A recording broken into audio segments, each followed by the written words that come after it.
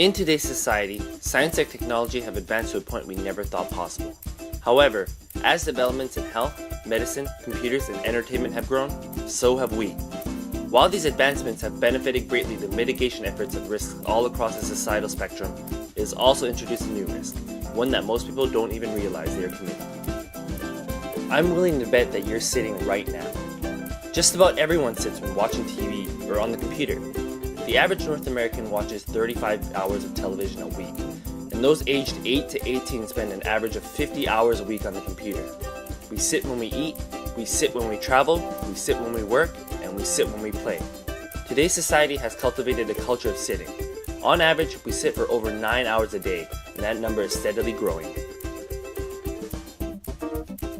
So what's the problem? What's the big deal about sitting? Well, simply sitting alone is lowering your life expectancy. A 2012 Australian study found that every hour you spend sitting in front of a television after age 25 takes 22 minutes off your life. Put in contrast to one cigarette, which reportedly takes 11 minutes off your life expectancy, and things start coming into perspective. When you're sitting, the electrical activity in your legs shut off. The rate at which you burn calories drops to 1 per minute, as opposed to an average of 3 per minute when simply standing. The enzymes that break down fats drops 90%. Ultimately, your chances of obesity and heart disease increase overall, simply because we sit too much. So how do we deal with a problem that is so inherent and ingrained in our society? Our project is a study of sedentary lifestyles, about how it's so rampant in society and stuff like that. So we came across this study that was done in the Netherlands about 6 months ago in February. And what they did was they took 20 volunteers and they put them through 3 different 4-day cycles. And in each cycle they did various amounts of activity and sitting and sleeping. And what we're trying to do here is replicate those studies. Those studies were done in 12 days. We only have 3 days left, so we're going to do 1 day of each cycle and just see how I feel after each day. So today's day 1, and day 1 is the sitting regimen, which is 14 hours of sitting today, only 1 hour of standing, and then I sleep for the rest of the day. On day 1, we woke up bright and early to interview Craig Asmundson, a professor of kinesiology here at SFU and a knowledgeable person on the topic of sedentary lifestyles. So people have got to try to incorporate more activity into their daily lives. But one of the problems with some of these recommendations of 150 minutes a week of vigorous exercise, if you're a poorer person or you're a single welfare mother that lives in a rougher part of town, it's pretty hard to accomplish that. You can't afford to go to a club and pay money, and it may be not safe to be out on the streets at certain times of the day or night. So it's difficult for people. But a lot of this epidemiological work that's been done for looking at physical activity and coronary heart disease, some of the biggest improvements are going from sedentary activity to light activity. So if people just walk more or garden more or just move, so you don't necessarily have to do really vigorous so-called in quotes exercise. It's now 7:15 and I have been sitting for almost 12 hours and 15 minutes straight. I've been getting up to go to the washroom and do whatnot, but I haven't been standing for more than 5 minutes at a time. Sometimes I stand up instinctively before Sam or Rex remind me to sit my ass back down. But my ass hurts a lot, and I'm really super tired, more tired than I think I would be if I was able to move around. And to keep myself busy, I've been making music for the thing and doing whatnot. And I went out and did some streeters with Rex today, and I took my chair with me, and turns out people don't really like talking to strange guys who are sitting around in rolling chairs, rolling around the Convocation Mall like an idiot. The general consensus was everyone seemed to be aware that sitting was bad for you, and they also seemed to be aware that you need a certain amount of exercise per day, but they all seemed embarrassed to say how much they sat in a day. How many hours a day do you think you spend sitting as opposed to standing or walking or exercising? Probably about 16. Probably at least 8 hours. I think I sit way too much, and I couldn't quantify how many hours, but more than 5 or 6, I'd say. What? Yeah. It's 9 o'clock. It's officially been 14 hours of straight sitting. I've been sitting in that room working on our other projects while taking care of this one as well. And I'm finally allowed to stand up. So this is a big moment for me, even though Sam decided not to join us. But I'm gonna try and stand up and stretch out a bit and touch my toes, which I was able to do this morning, and hopefully I'll still be able to do it right now. So I've stood up before and it feels tight, really tight, but it feels so good. But all right. Ready? Oh yeah, it's tight. Yeah, it's tight. I can do it.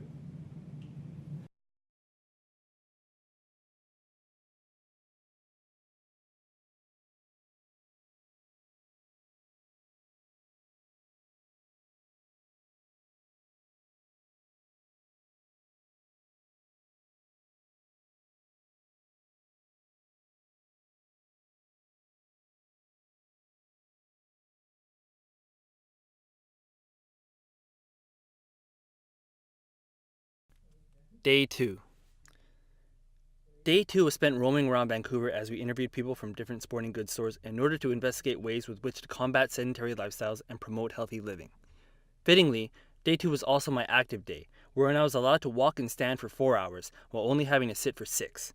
So today's day 2, it's August 7th, Wednesday, and today we're going to be walking around downtown a lot, so I made it my minimal activity day, which means that I'm going to be doing 4 hours of walking, 2 hours of standing, 6 hours of sitting, and the rest will be sleeping. So we did some research about walking because we realized that when it comes down to it, the most basic way to cut down on sedentary lifestyle is to be just doing some activity throughout the day. So I figured the best way to measure that would be to use a pedometer, which I'm using here. I've taken 475 steps already today, so we're gonna keep it on me and just walk around town and see how many steps I get in by the end of the day. Did a little bit of research about it, figured that about 10,000 steps a day would be an active person. All right, so we're right outside Mountain Equipment Co-op. We figure it's a good place to come and investigate just because it's the type of place where I think a lot of active people come to just buy their stuff for their shit. Really? What do you do to stay active, or what do you do to exercise? Well, I like to bike. That's how I commute. I stay active. I don't know. I do lots of hiking in the mountains, and I like to kayak in Falls Creek. So, how much would you say you sit in a week compared to how much you're up and about and moving around, or even standing? Oh, still much more sitting than being active. I don't know, 70% sitting, maybe. Okay, take 3. First time camera wasn't on. Second time the camera was pointed at my chest. So this time I'm gonna do it right. We're here at Mountain Equipment Co-op. We got permission for the head office to harass every employee here, so we're gonna do that and ask them all about what it's like to be here in Vancouver, why Vancouver is considered more of an active community, and then we're also trying to see what they can suggest for people who don't necessarily have a lot of time to be active, what they suggest they can get into and hopefully start being active. Yeah, just getting active you got to kind of pinpoint something that is fun for you, and whether that's something you've done before, or something you want to get into, or try new things. That's the main thing, is it's got to be fun for you. But the one thing that's good about biking is that it's fairly simple as opposed to other activities to incorporate into your daily routine. Absolutely. Right? Because it is a way to get places. Yep. So that's one way that it's easy to add activity into your life. If you already know how to bike, then it's certainly easy to get off, maybe bike to the bus stop, get off a couple stops earlier, and then bike to work, right? Yeah, one thing about that is it beats the bus, because the bus is crammed at times, and it's like you can get there faster by biking or in the same amount of time. Yeah. Usually it's work. Most people that I know that aren't active are kind of tends to work in offices.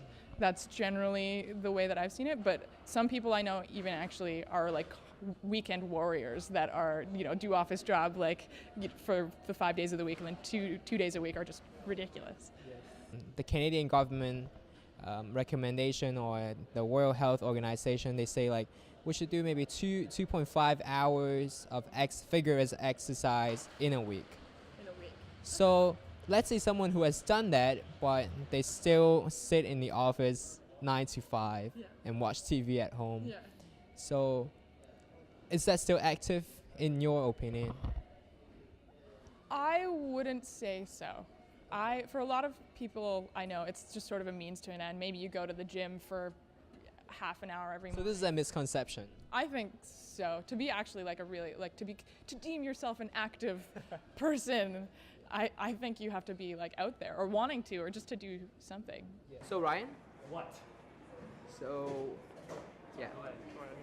So we've just talked to Christina, and she's an expert of climbing, and she had agreed to, give you a few pointers.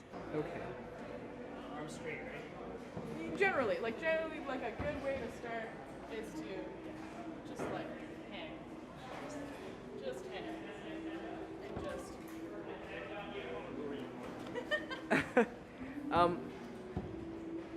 Yes. Yeah, nice. Nice. There you go. And Trying to make to the top. yeah, definitely don't. One second, don't fall. I don't think I'm gonna climb that high. Okay. Just because there's stuff behind you, and if you hit it, that won't be scary. I think this is it for me. Okay. Just lower yourself back down. Okay. So Ryan, what is the experience? Do you like Good. it? I'm gonna kill you. No. But other than that, I think I'm ready to go Everest. Yeah. Sweet.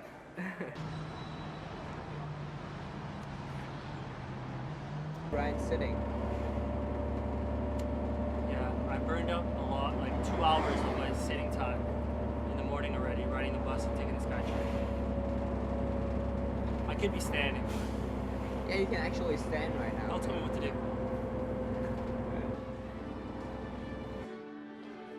You want to go up the stairs? Being allowed to move around for 4 hours gave me energy throughout the day. I was definitely feeling more active and awake than compared to day one. I was much more tired at the end of the day. However, I felt much healthier and felt like I had accomplished much more than I did in day one. Filming again. Okay, so it's 5 o'clock now. We just finished up all the shooting that we're gonna do for the day. And I just did an extra hour of walking without realizing it because we walk around everywhere. I'm supposed to do 4 hours. I ended up doing 5. And with 5 hours of walking, I took over 7,500 steps. 7,612 to be exact. And so that's about on average. So I guess the average person, or average male, I should say, walks about 5 hours in a day. And so that seems about right because this is the light activity one. And if everyone's walking the average amount, most people should be relatively healthy. And I guess people aren't hitting that. And I guess the average must be steadily dropping. In any case, I just have sitting left to do for the rest of the day and then going to sleep because I did my 2 hours of standing, just filming and whatnot. And it's been tiring today, but it's been better than yesterday. I'm a different kind of tired. I'm more of exhausted tired than I am of a restless tired. Day 3. Day 3 was my vigorous activity day. I had to sit for 13 hours while also having to exercise vigorously for an hour.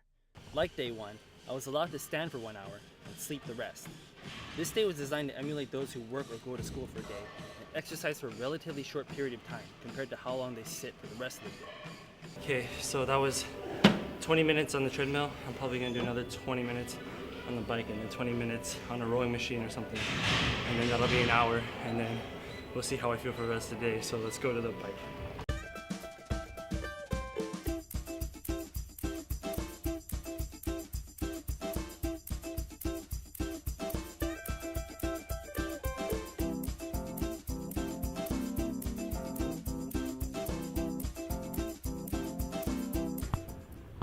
Okay, so that was 1 hour of vigorous training, 1 hour straight of exercise. So now I get to go change and then do 10 more hours of sitting and see how I feel after that. Right now, after exercising for an hour, I feel pretty good. I feel kind of energized and I'm tired, but I also feel like I'm ready to do more things in the day. What I came to realize was that with the little experience I had with each regimen, that day 2, my active day, felt the best of the 3 days. I felt healthier and more active throughout the day and was accordingly exhausted after a day of walking around. In contrast, days 1 and 3 left me tired for a different reason. Being forced to sit for an extended period of time made me feel unhealthy and as if I wasn't accomplishing as much as I could have been. Ultimately, what we found is that rather than integrating an hour or 2 of exercise in order to counteract the effects of being sedentary, you should incorporate activity throughout your day and stay active. That would prevent you from sitting for too long at a time while also getting light exercise in throughout the day.